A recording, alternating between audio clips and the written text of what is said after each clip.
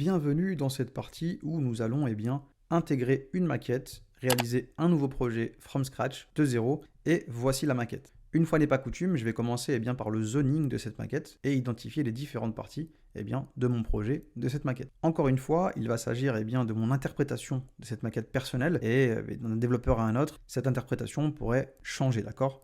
Le code, évidemment, n'est jamais exhaustif et on peut retrouver plusieurs versions pour un même projet. En tout cas, moi, quand je vois cette maquette, je distingue trois parties.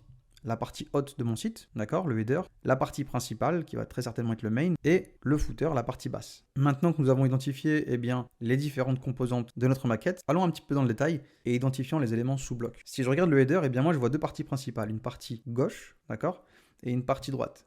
Dans la partie gauche, je vais retrouver le logo, le slogan, et dans la partie droite, plutôt la navigation, l'accès à mon compte par exemple, ou à mon panier. Si je regarde la partie main, je vois une première partie avec un background et une deuxième partie avec la liste de mes produits. Concernant le footer, je distingue une partie avec une espèce de sous-navigation, où je peux accéder à des pages comme la FAQ, ou Qui sommes-nous, ou la page contact. Et je distingue des éléments sur la même ligne qui vont très certainement rappeler les services rendus et la qualité rendue offerte par le site. En dessous, je distingue un élément qui va concerner les réseaux sociaux et finalement le copyright et l'auteur du site, avec la date de création du site par exemple ou la mise à jour, comme dernière partie. Maintenant que nous avons identifié les parties principales de cette maquette et les sous-composants à l'intérieur, allons un petit peu dans le détail et identifions les différentes balises qui composent ces sous-composants. Par exemple, si je regarde la partie gauche du header, on distingue deux éléments, probablement une image avec un paragraphe.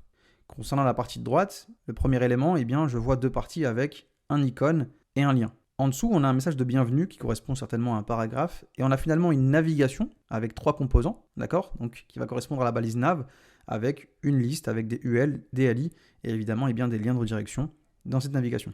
Concernant la partie main et plus spécifiquement la partie qui concerne les produits, je vois 4 produits, 4 blocs qui vont probablement correspondre à la même balise et cette balise, c'est la balise article. Donc là, on a 4 articles dans la partie main. Chaque article est composé principalement de deux parties. Une partie qui va être plus axée sur la présentation du produit, d'accord ? Et une partie avec la partie achat avec un bouton et le prix.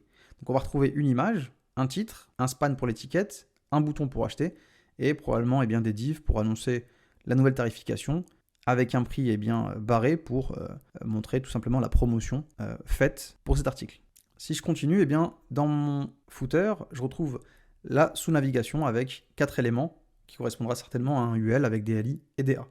Concernant le deuxième bloc dans mon footer, je distingue évidemment 4 éléments qui composent ce deuxième sous-bloc et très certainement ça va correspondre à un UL avec des LI encore une fois. Cependant, les composants dans ce bloc vont être légèrement différents par rapport au sous-menu du dessus puisqu'on va retrouver très certainement 4 fois la même chose, c'est-à-dire un icône avec des paragraphes. Concernant la partie réseaux sociaux, il va s'agir très certainement de 3 icônes.